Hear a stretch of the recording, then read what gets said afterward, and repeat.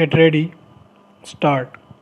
I have no intention of giving a certificate about which my honorable friend Dr. Krishnaswamy was talking some time ago, since anything like certificate being given by any member of the business community is likely to be misunderstood. But the fact remains that impartial observers, both here and abroad, have testified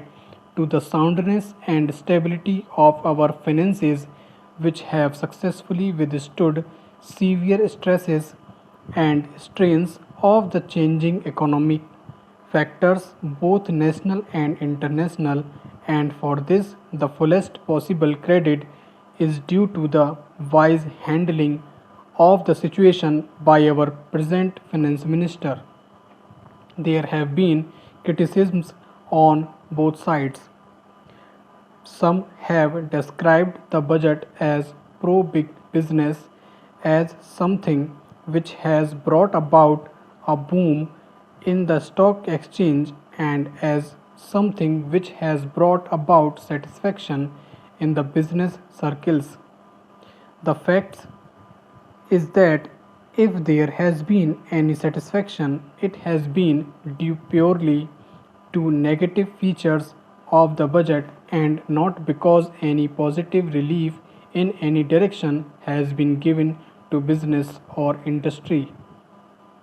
It is true that there were certain fears in the minds of the business community that, in view of the expanding and growing needs of the center, the finance minister might resort to certain further additional taxation, and since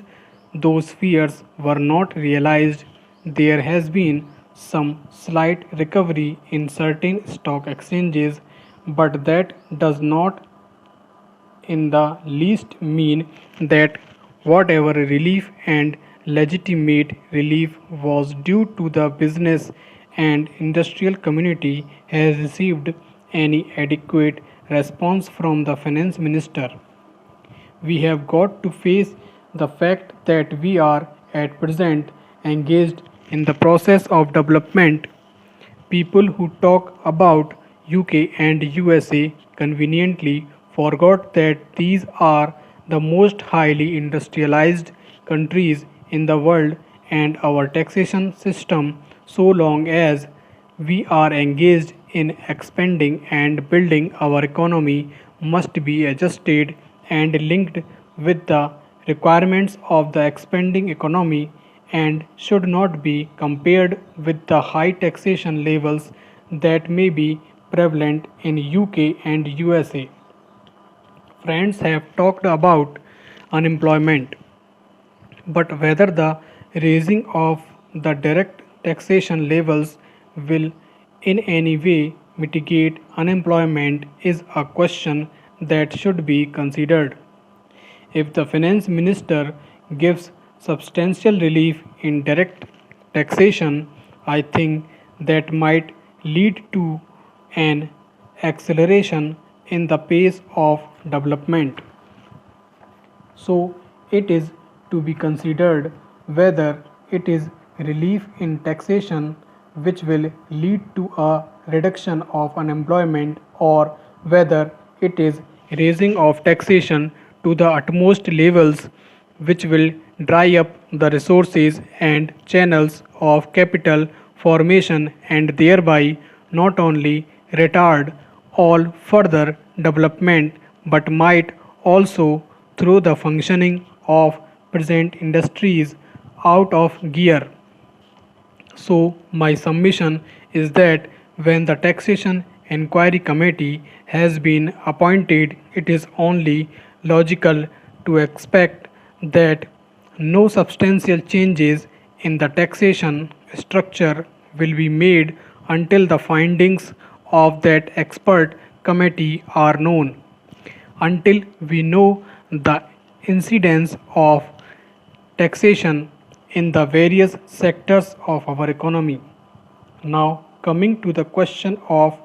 deficit financing, I am afraid that my estimated friend's attitude was somewhat different from the line of opinion in the business and industrial community. Not that we advocate deficit financing for bringing any artificial rise in prices, but the fact is that those who have criticized deficit financing have not suggested any other alternative or made any other constructive suggestion which will bring about necessary development plans. After all, the fact has got to be faced that whatever program we have set out in the national plan should go on unimpeded by any financial considerations. An assurance has been given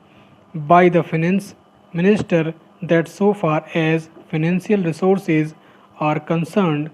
he will ensure that 5-year plan will not be in any way be retarded. In this connection, I can only say that deficit financing is one thing so far as the revenue budget is concerned, so far as normal expenses and expenditure are concerned.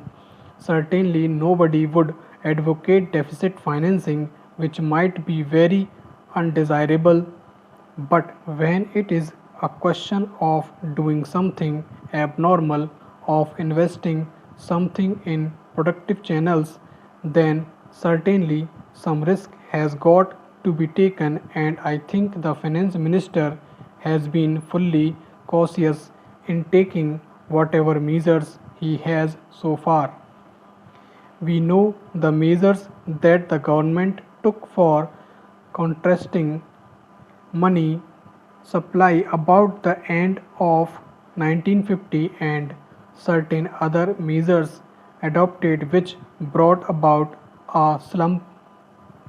Also, from time to time, the finance minister did not hesitate